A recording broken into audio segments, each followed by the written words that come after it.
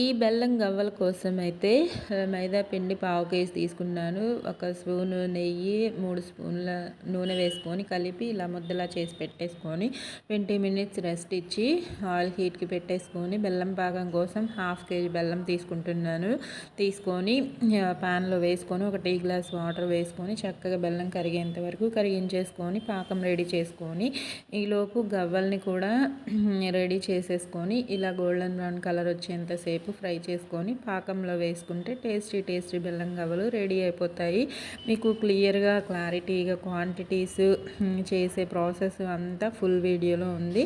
Short వీడియోలో మీకు తెలియని షార్ట్స్ చూసే వాళ్ళ కోసం ఇలా షార్ట్ వీడియోలో చూపిస్తున్నాను. ట్రై చేయండి. మీకు ఎలా వచ్చాయో కామెంట్స్లో పెట్టండి. నా వీడియో నచ్చితే మాత్రం సపోర్ట్ చేస్తూ సబ్స్క్రైబ్ చేసుకోండి, లైక్ చేయండి. యూస్ఫుల్గా అనిపిస్తే మీ ఫ్రెండ్స్ అండ్ ఫ్యామిలీ మెంబర్స్కి షేర్ చేయండి.